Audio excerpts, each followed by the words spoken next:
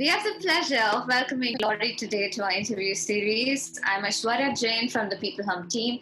Before we begin, just a quick intro of peopleHum. peopleHum is an end-to-end, one-view integrated human capital management automation platform, the winner of the 2019 Global Cody Award for HCM that is specifically built for crafted employee experiences and the future of work with AI and automation technologies. We run the peopleHum blog and video channel, which receives upwards of 200,000 visitors a year and publish around 2 interviews with well-known names globally every month. And now for our guest. Laurie is the co-founder of the SMB Group. She is a 6-time Small Business Influencer Awards winner. She's also been named in top 200 thought leaders in big data and analytics by Analytics Week. Bringing with her a lot of experience from the IT industry, we would love to know more about her journey in the small and medium business industry. Welcome, Laurie. We're thrilled to have you. Oh, thank you so much, Ash. It's great to be here and chat with you.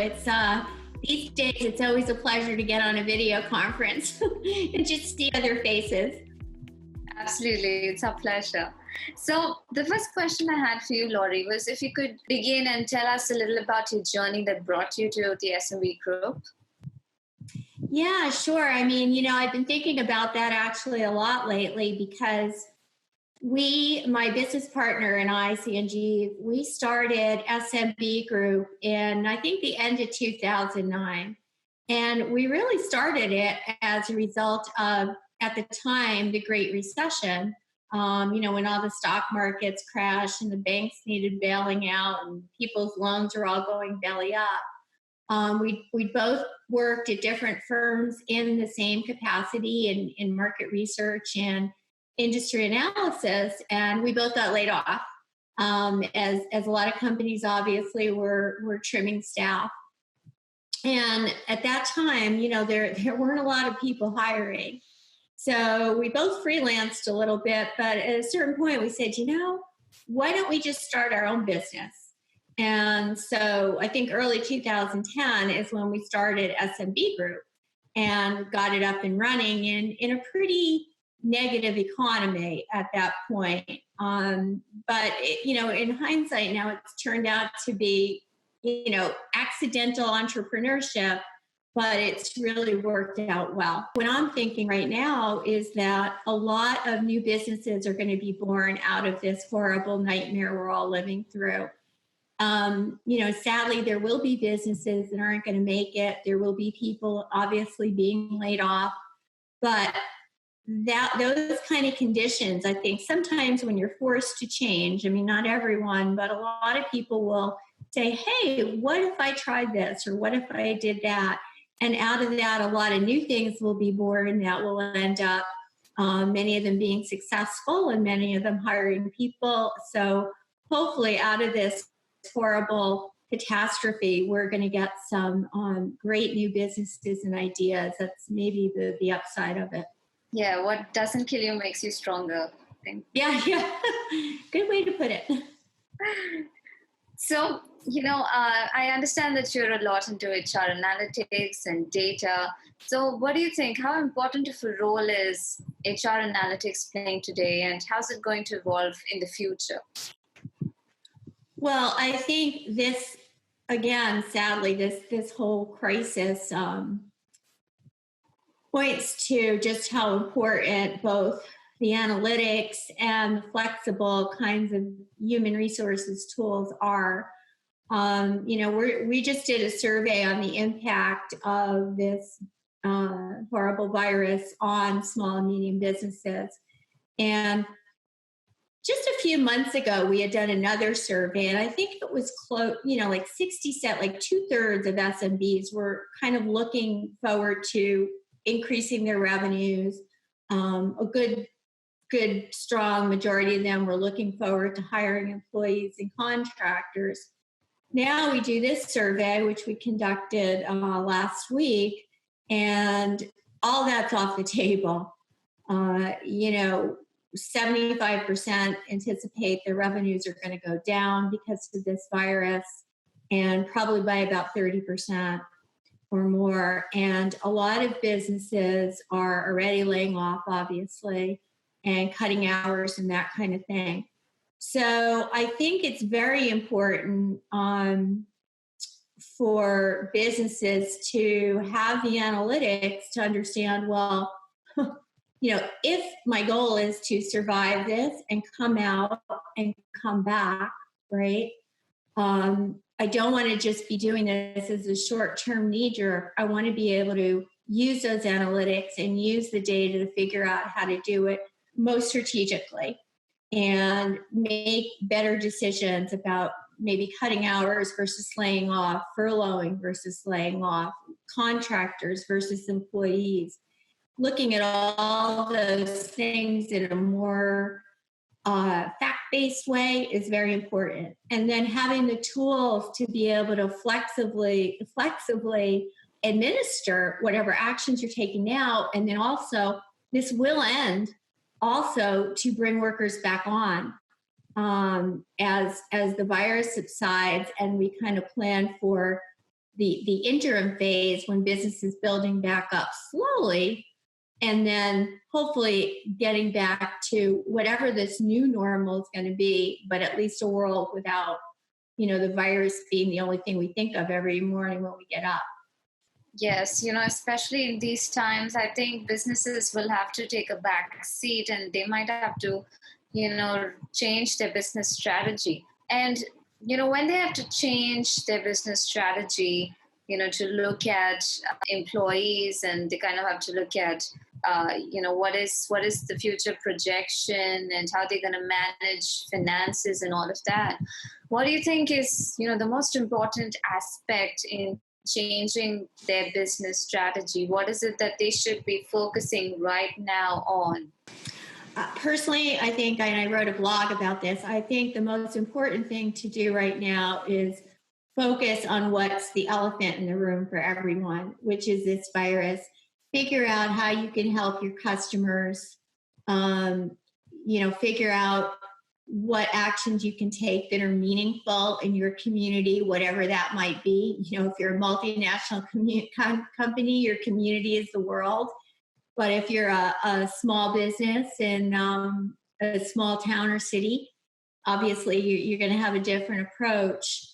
But it's not business as usual anymore. So your employees, your customers, your prospects, your suppliers, all of those things, I think it's time to take a step back and realize that, okay, this is like a unique moment in history. What I'm going to do now is going to forever impact my brand.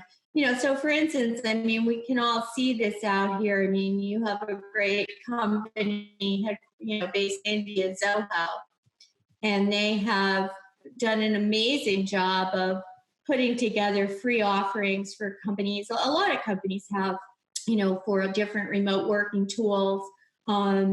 And then you have examples like Uber, which I guess I just read this morning, cut all of its, or not all of it, but cut off a lot of the drivers, any kind of benefits that it had promised they would give them. And I just think all the actions companies take in this time really are going to be remembered long after. So to me, the thing you need to do as a brand is if you can stick through this, if you can get through this, think about how you can help others, because I think doing good now is going to do good in the future. Doing good for others now is going to help them, maybe help a lot of your customers get through this, and then will do good for you and them later, because maybe you play a small role in helping that business survive. And in turn, that's going to come back and, double in terms of the goodwill for your company. And, those customers that you were there for are going to stick with you, and they're going to let other people know that you were instrumental in helping them get through this. It is really amazing because, you hear these horror stories of like the people at Instacart or some of the Amazon workers, not being given gloves and things like that until they went on strike or something. And then, you hear these other companies that just kind of go above and beyond to try to provide what they can. And obviously a small company can nowhere provide what, Zoho can or Cisco. They're giving a lot of free security tools away. But, there's, if your company has a chance of getting through this, there may be one little tiny thing that you can do that's going to help, right? Like, for example, we are a small company, SMB group, but we decided to do this survey I just mentioned about the impact of COVID-19 on SMBs. We're going to give an ebook away that documents the key findings of this survey because we think it's the right thing to do. We think people really have to understand the impact of all this. So we can't give away 100,000 Chromebooks like Google is doing, I guess, to some rural schools in California. But this is one small thing that we can do. Absolutely. And, we at peopleHum also are doing the same thing. We're giving away a platform for free for 90 days. So that's great. Yeah, I think everyone has to do their part to, kind of survive this together and really flourish and help each other out. So, since you're working with so many small businesses and, the ones that probably are really struggling a lot, what is the advice that you'd give to these companies to communicate effectively and to really kind of, help in this situation? How would you advise them? Well, I mean, there's different kinds of communications, right? So, for small and medium businesses, obviously you have your customers and prospects, you have your employees. You probably also may have, depending on the business you're in, some suppliers. So I think the main thing is to be open, transparent, and clear, and follow through on your communications. We just discussed, pretty thoroughly how it's important to kind of shift the tone, the focus, and everything else of your communications. And the other thing, in addition to being very transparent and keeping everyone updated, is to make sure there's room for dialogue. So, by that I mean, and again, that'll be different for different constituents in your ecosystem, but you're only going to be as good at communicating if you have a pulse on who you're communicating with.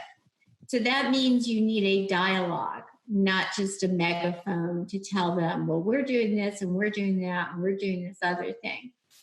How is this being perceived?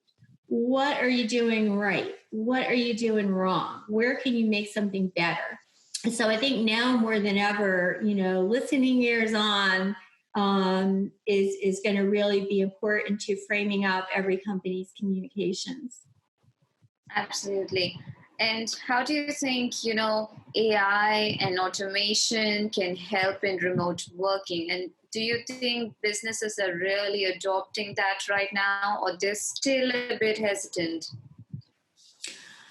Well, what we see, again, SMBs, so we're talking about companies from 1 employee to about 1,000 employees when we say SMB. So it's a very big kind of mix. And but even in a company with 1,000 employees, unless it's a tech company, you probably don't have a whole lot of expertise in all these new technologies, right?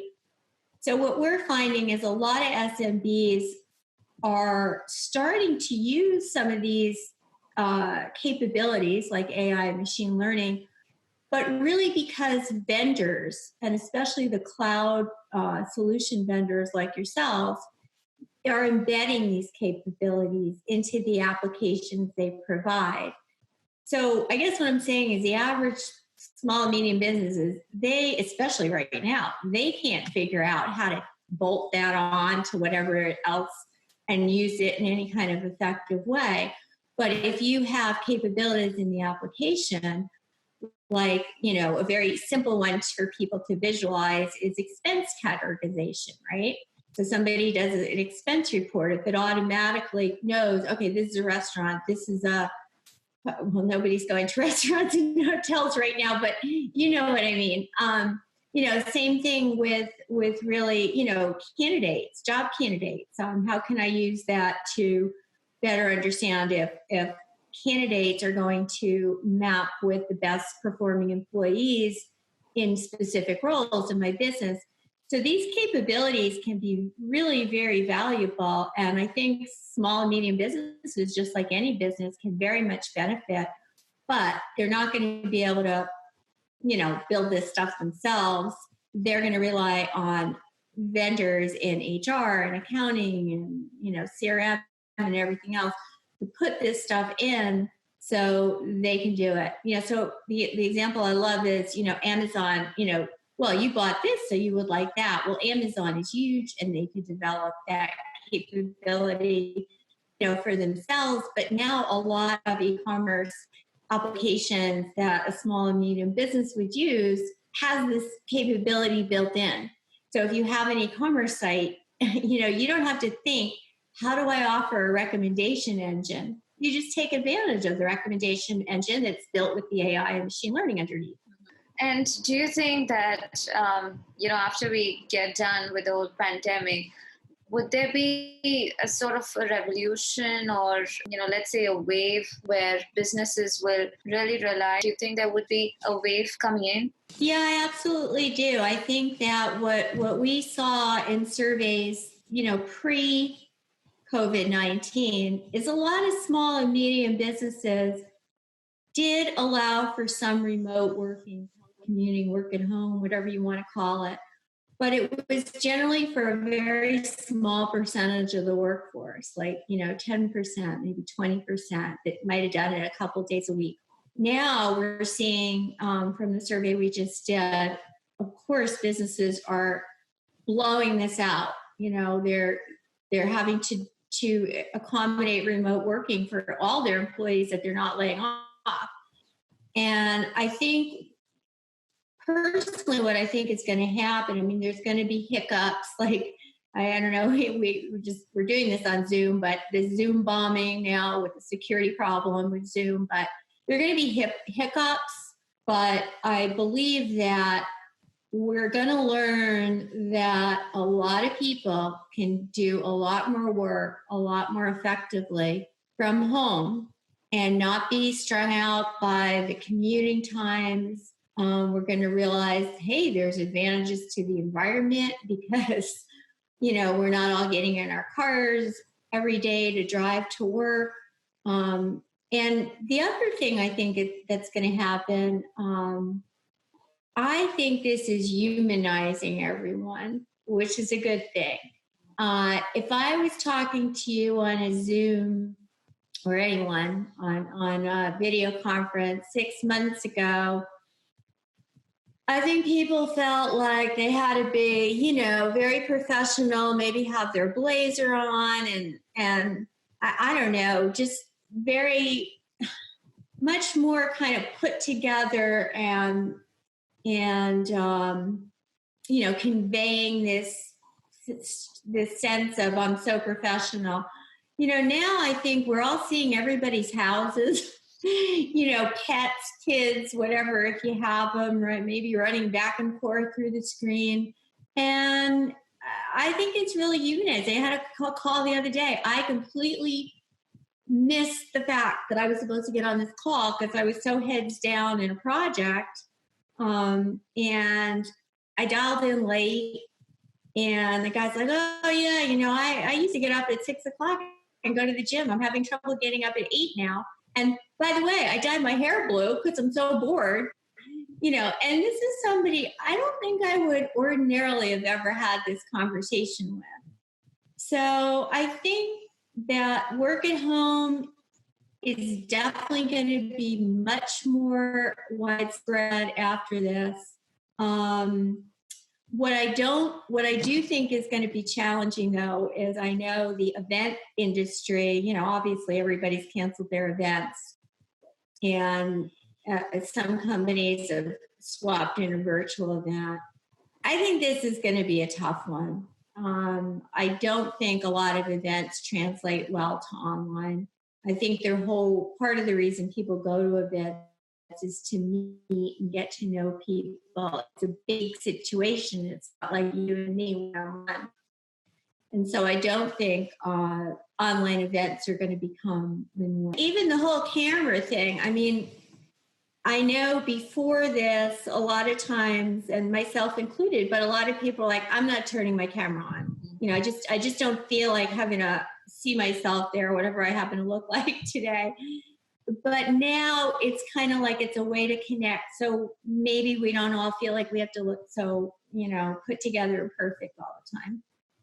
Yeah, I've seen that too. A lot of people are switching their cameras on. It's just, they want to feel connected and they. Yeah, absolutely. Although I know there'll be a day when I'm in my pajamas and I got dead hair and I will not put my camera on if I don't have to. But, for the most part, I think most of us are a little more relaxed about that. I know even personal life. I had a virtual happy hour with 3 really good girlfriends the other day.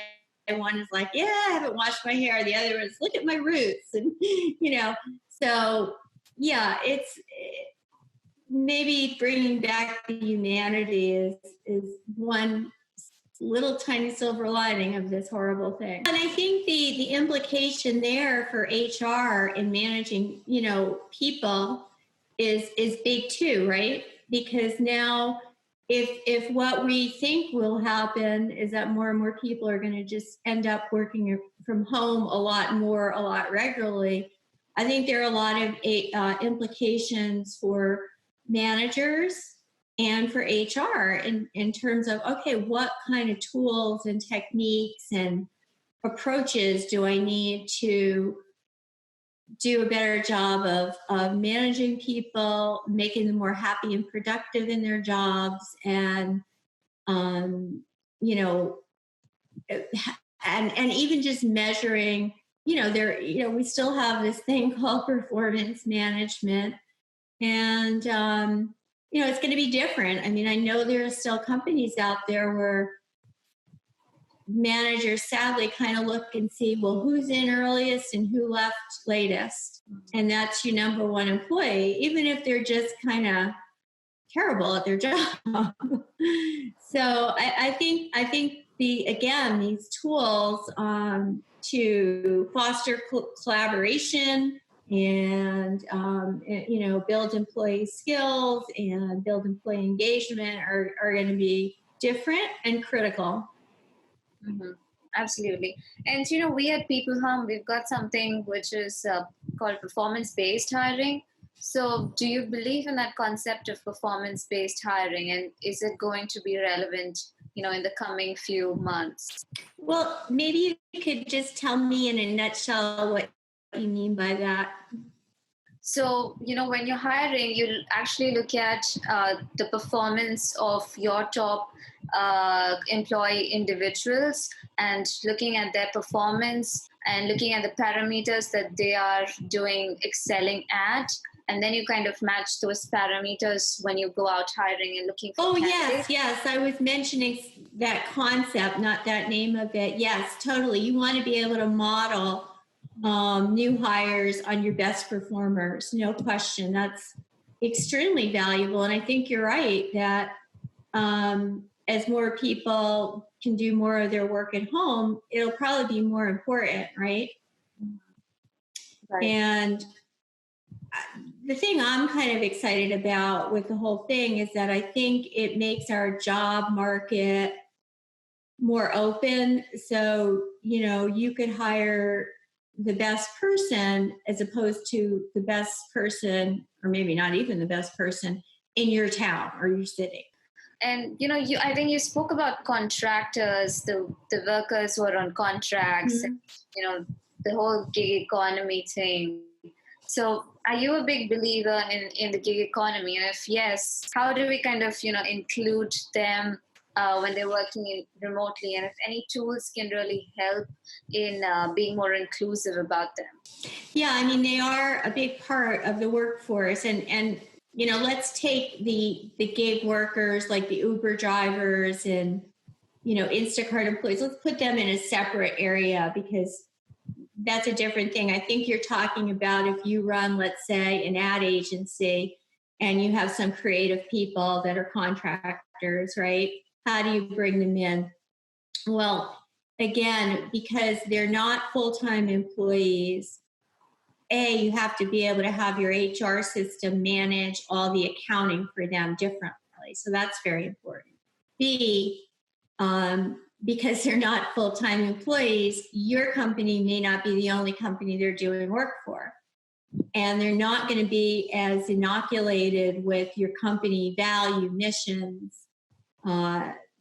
practices, everything else. So you have to have a different way to kind of onboard them and get them up to speed and what they need to really understand. And then, of course, it goes without saying that, again, you need the tools to be able to clearly outline the expectations for what they need to do, monitor them, have the interactions and the dialogues that you need to ensure that they're collaborating with whoever they need to collaborate easily and get the work done. So it is a little different. I mean, it's not just like, oh, well, they can join our online meeting and we can talk and we can all use Slack or something like that. I think you have to be cognizant that unless they're working for you full time, you're not their only client, and you have to have a different way to kind of get them up to speed and onboard them. Somebody was saying, I don't know if it's true, but like, I don't know, a third of the people that do work for Google are contractors. So we all use contractors. Well, not everyone, but most companies use contractors and for something, the flexibility, like we don't need a full-time design person. We don't need a full-time copy editor, but we need design people. We need copy editors. So we rely on contractors to do this. And it's important to have the process and the collaborative tools in place so you can, do that easily. Absolutely. And do you think, when you consider HR platforms, what kind of analytics and data do these companies really look for, the small, medium enterprises? Well, it really depends. Honestly, on the low end, there's many, many small businesses that don't use HR, right? They just use payroll or something like that. I think what happens is as companies grow to a certain size, they have more to manage, of course. They have more employees, more on, and all the associated things with them for the whole employee life cycle, from onboarding to, any kind of termination that employee, whether they leave voluntarily, laid off, whatever. So at a certain point, and I think it's probably somewhere between 30 and 50 employees, I think most companies realize really tough to do this all manually. And that's when they start saying, how do I do this in a more automated way?